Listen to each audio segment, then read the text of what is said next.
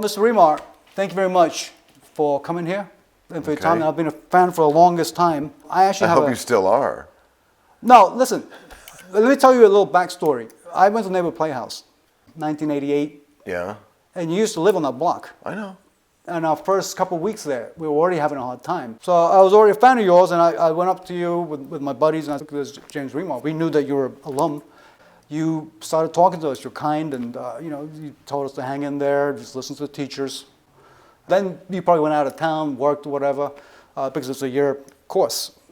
It's 2 years. Well, for me, it was a year. I got kicked out a couple of weeks before the end of this. You got kicked out? Yeah. Why?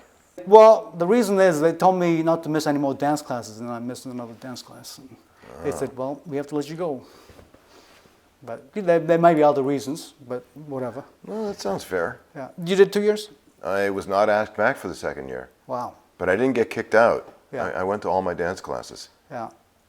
For me, because I was Japanese, you said hello to me in Japanese, and I ran into you a couple more times during the year, and the year gets harder and harder, and we all get very discouraged, and you said, look, just hang in there, man. And I should have told you to go to all your classes. Yeah.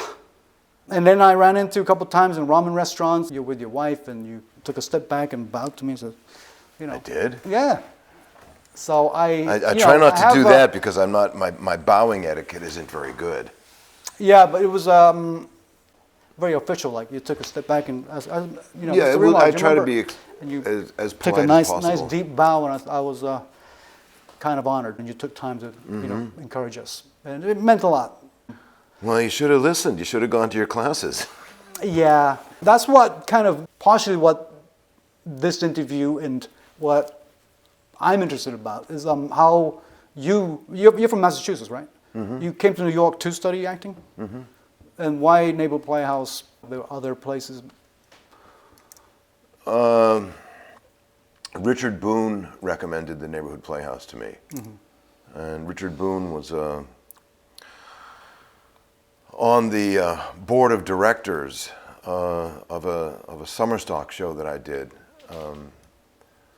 I was in Florida, having been laid off of my roofing job, and auditioned for an outdoor historical drama called Cross and Sword in St. Augustine, Florida, which depicted the founding and settling of St. Augustine, which is the oldest continuous city in America, the oldest continuous city inhabited by Europeans. And it was kind of for the tourists, and Mr. Boone came and visited us the last night. He had a home in St. Augustine and essentially lent his name to the production just for the good public relations. But he came and visited us at the last evening of the summer, and we all got drunk together, and he answered all our questions, and I said, where does a young actor go from here? And he said, without skipping a beat, the Neighborhood Playhouse. Mm. And when I finally made my decision to pursue acting, I wrote him. It was about 6 to 8 months later. And his wife wrote me back. He was getting pretty sick. And they gave me a recommendation.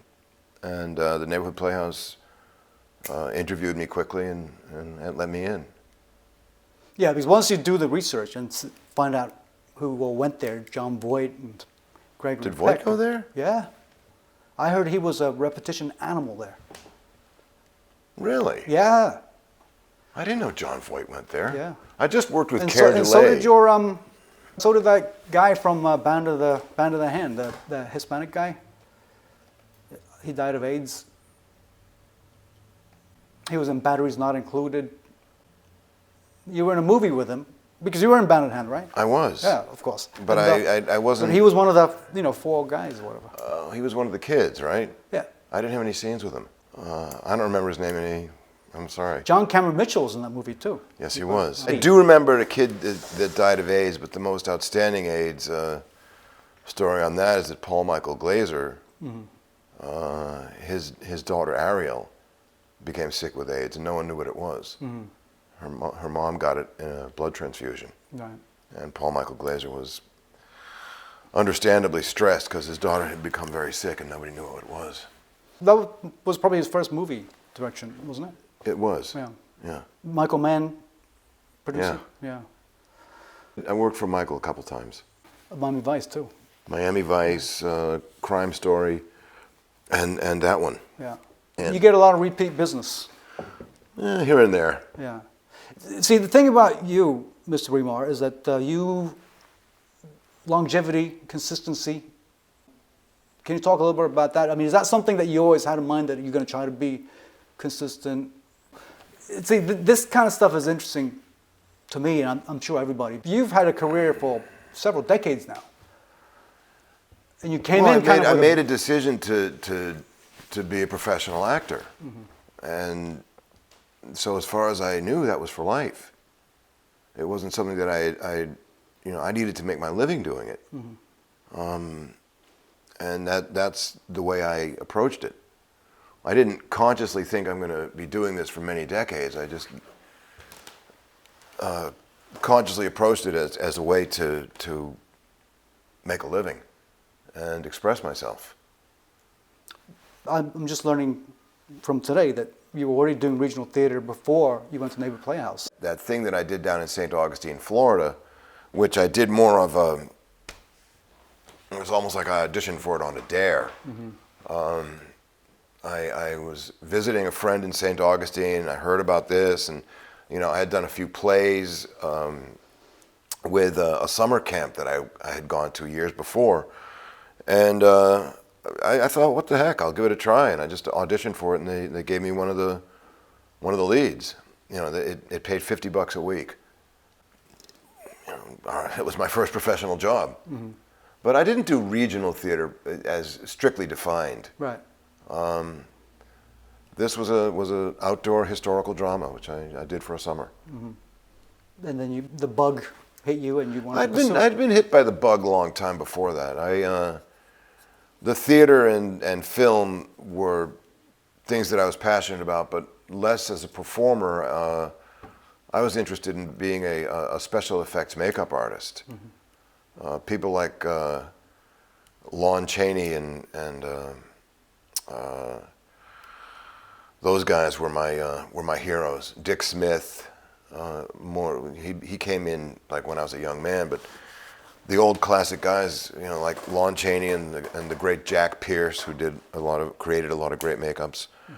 That was the sort of thing that I was interested in. I'm guessing you haven't had odd jobs outside of acting. No, that would be a poor guess. Really?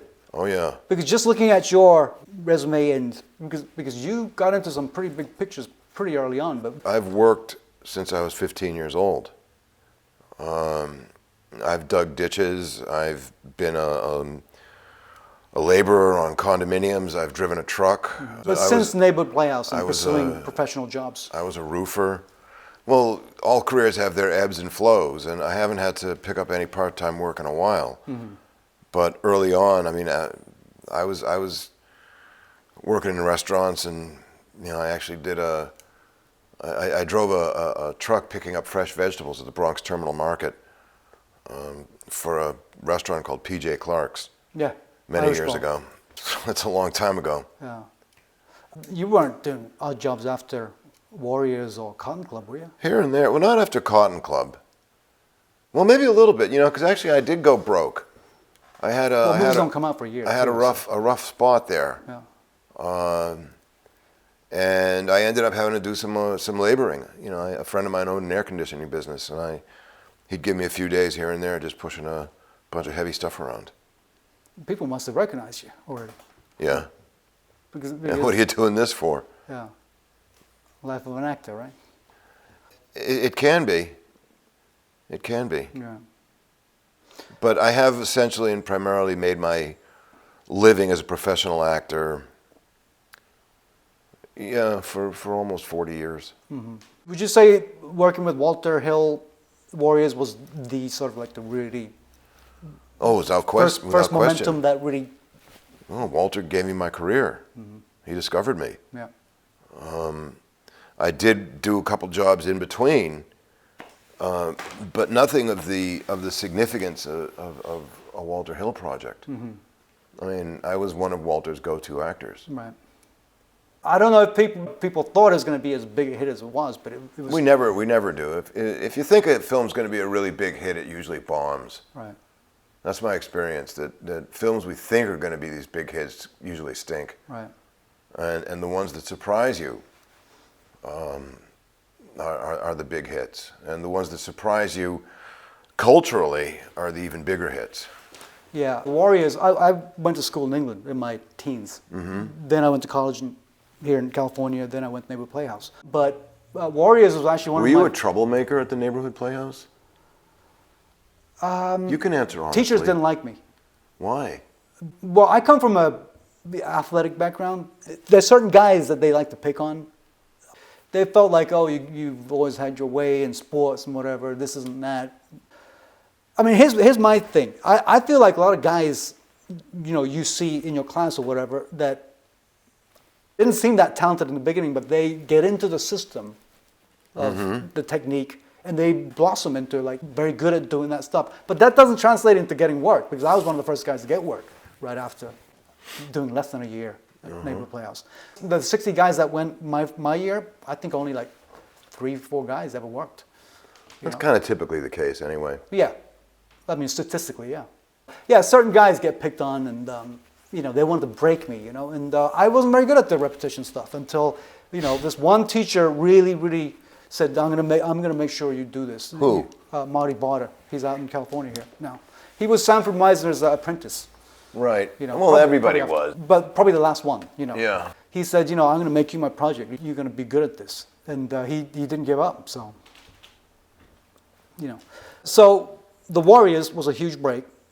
But soon after, you got Cotton Club a couple years later. But I remember seeing Cotton Club. It was about 5 years later. I did 48 Hours before Yeah, that. yeah. I was in... and I recognize you in all those. But then I saw the trailer for Cotton Club and Francis Ford Coppola picture. It looked good. Richard Gere, Diane Lane, all these people.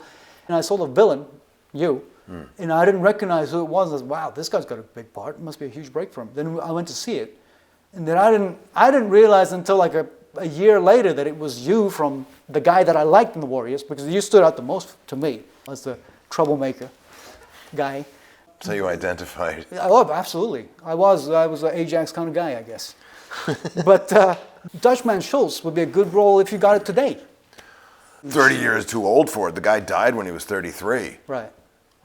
Sure, but he's an iconic gangster, that's for sure. But you couldn't tell what age he was. I mean, you could have been 50 or 40. No, I was a young man. Mm-hmm. Yeah, you were. Definitely. And I was wearing a very intricate makeup, actually, that was actually designed by Dick Smith. And I shaved my hairline back 1.5 inches. I wore plumpers like Marlon Brando did in The Godfather, also designed by Dick Smith.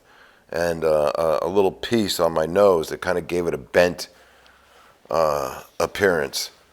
So that aged me, and I tried to put on some weight. But yeah, I mean, so it was a real character in extreme. Right. And it was my first biographical, historical character, and it was a great treat. You were probably what, 30? Yes. Maybe yes. late 20s? Yeah, no, I turned 30 doing it, or 31. What a big role though at that time, huh? That was huge. Yeah, it was very intimidating. And it was a good film too. I think it has its elements. That the production values are unsurpassed. Right.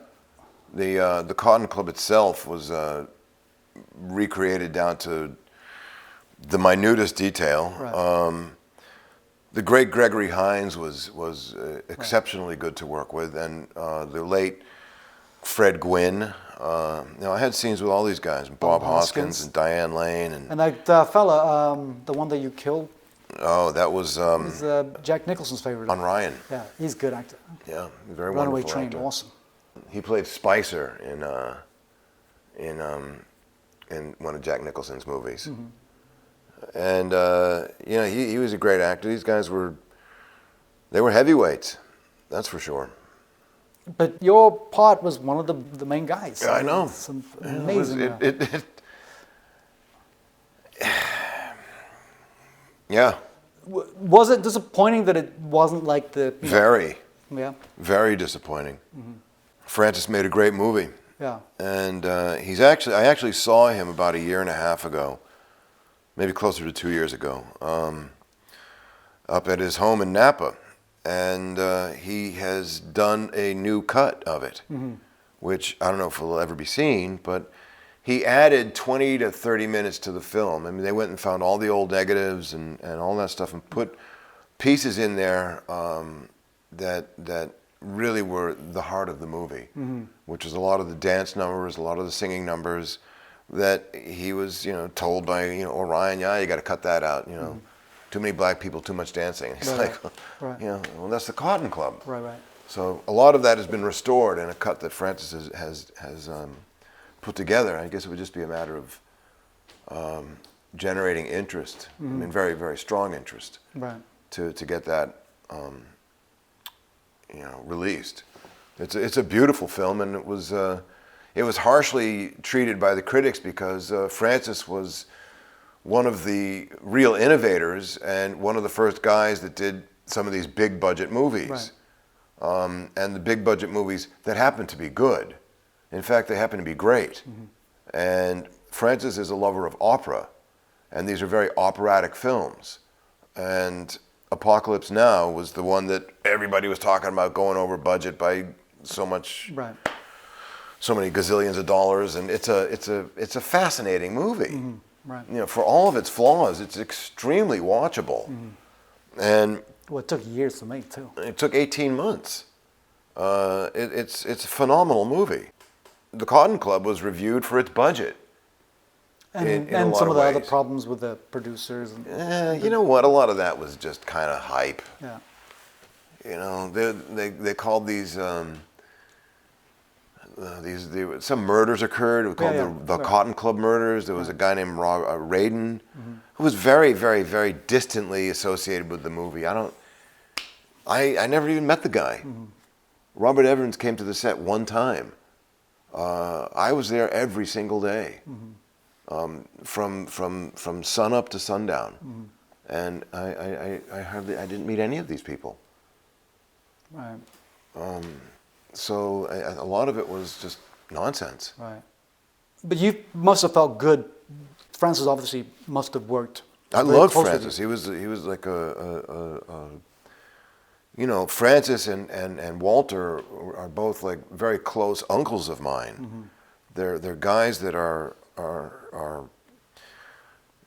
father figures. They're my idols, and they are so smart and they're so calming that you want to do your very, very best for them. And so, Well, he was a legend back then, even. So. absolutely, as anxious as I was, as nervous as I was, I managed to channel all of that energy into the performance. There's a certain level of desperation with some You performances. went for it. Yeah, you really did. I had no choice. I couldn't hold back, or it would have been laughable. Yeah, you can't be intimidated by the names. You just got to do your. Well, I was what you were hired intimidated for. by them, Yeah, very much so. yeah, But I was, I was there. What am I going to do? right. And You're supposed to slap Richard Gere around. That's what you got to do. No, Richard was the least of it, because Richard and I, actually had a professional bond. Yeah, from Bent, right? Yeah, I worked with Richard for 6 months, and like 9 performances a week. So Richard and I were actually we were friends. I wasn't intimidated by Richard because I knew him, but and I'd worked with him. But some of these other guys were, I wasn't intimidated to the point where I was not going to, kick their ass. But that there was a lot of fear in there. But just trying out, even auditioning and trying out for the part and getting callbacks on a big role like that, and then finally getting it, and then you're. I was very lucky. I had someone make a very powerful recommendation for me on my behalf. Wow. A friend of mine made a powerful recommendation for me on my behalf, and and Francis just said okay, and he auditioned me for it, and I felt kind of guilty about all of it because And I was told, no, man, you got to do the work. You know, nobody gave you this job that, you know, that didn't think that you could do it. And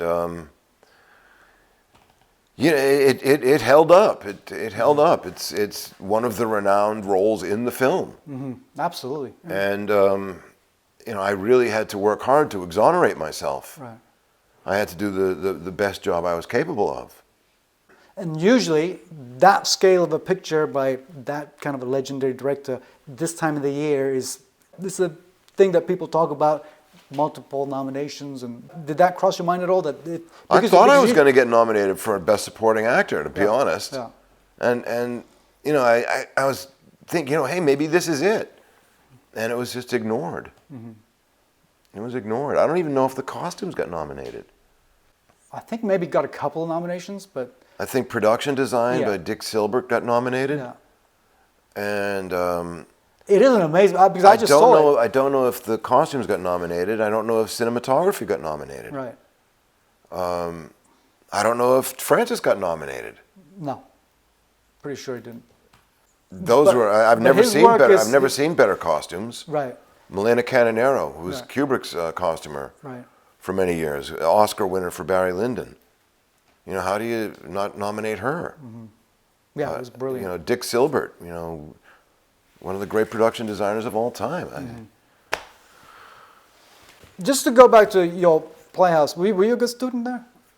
I started out as a really good student there. I was very eager, and you know, some other students kind of got a little more popular as time went on. Yeah.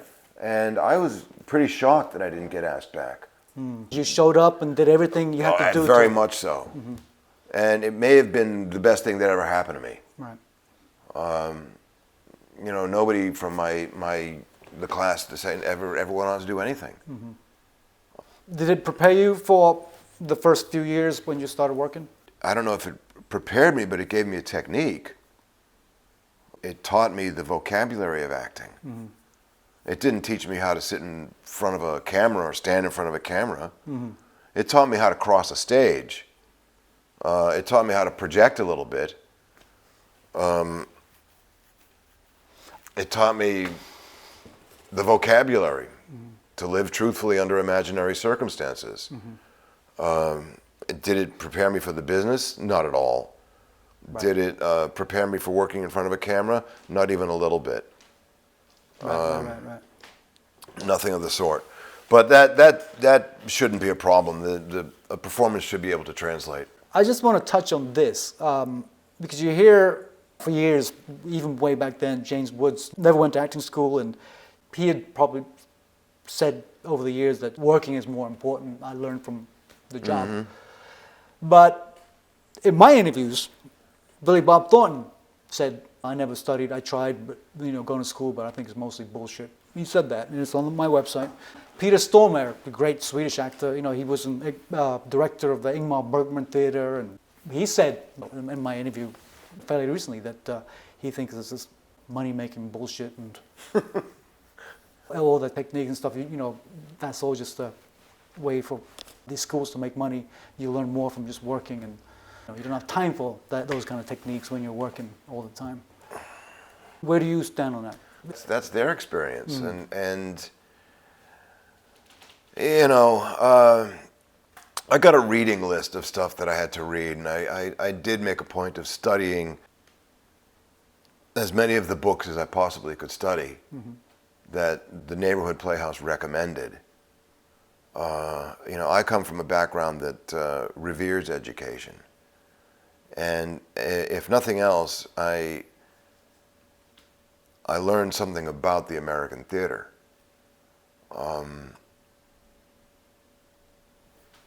But there's a book called My Life in Art by Konstantin Stanislavski. And in that book, he talks about acting academies.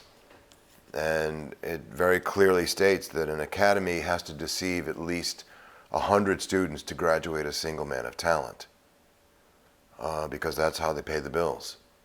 Now, I don't know if they mean directly deceive you, but that's what it said. And I bore that in mind throughout my entire experience there. And what I say when I say that I got a vocabulary, it was most valuable in that, and an interaction and certain things about really really doing, about really listening, about taking other person's behaviors into account. You know, I needed to hear those things. Mm-hmm. Obviously, working is going to be the most beneficial thing you can do, but there's a lot of working actors that stink. Yeah, oh, for sure. You wouldn't hire them to do anything. You don't think of them as great actors. You think of them as personalities. Mm-hmm. And some of them make millions of dollars. So I guess everybody's case is different. Mm-hmm. I could have done without the pressure of being asked back for a second year, Mm-hmm. but it's a microcosm of show business. Right. And if there's people that they like, and there's people that they don't like, you know, show business can be very subjective. It can be a popularity contest. I stayed true to what I like to do, and that was, you know, my early idols, people like Lon Chaney, were the kind of people that disappeared into their roles. Mm-hmm. And I've done that since day one. And you know, that's what I'm going to continue to do. You played very effective, aggressive villains from the beginning. Guys like you and Willem Dafoe. And then you played some good guy roles, quite cool and so forth. But so you've never minded that you keep getting asked to play these villains? Well, who says I didn't mind it? You know, it beats unemployment. Oh, for sure, for sure. You know, there's a common perception that you know, if you can do one thing, you can't do anything else. Right. And then once you've demonstrated that you can do other things, you're the go-to guy. Mm-hmm. Walter Hill told me early on that something you got to do is bear somebody in mind like Lee Marvin. And he played a lot of bad guys and a lot of clowny type of guys, and what he did over the years was play through it. Mm-hmm.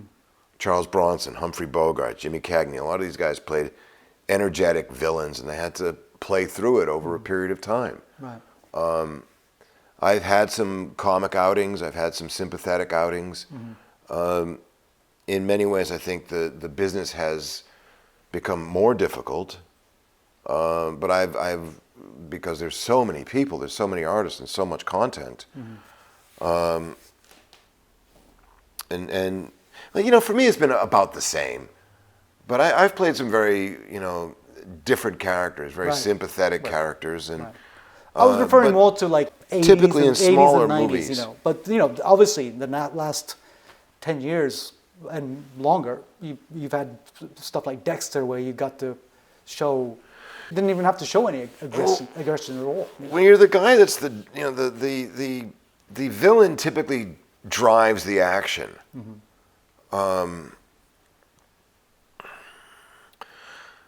And I guess I'm an energetic guy, so that's been great. And yeah, but does it get tiresome sometimes doing the same thing? Mm-hmm. It can, unless it's got something unique and new about it, a twist that's somehow enhancing to my self-esteem. Mm-hmm. I take my parts very personally. I don't phone them in. Mm-hmm. I'm not a good enough liar to do that. So if I get to play something that's a bit more decent, perhaps in who this character is, I try to play all my characters as though they're decent people, but they're just on different sides. Right. You know, it can be more rewarding. Mm-hmm. And, you know, the good guys make more money. You know, the bad guys don't make the money the good guys make.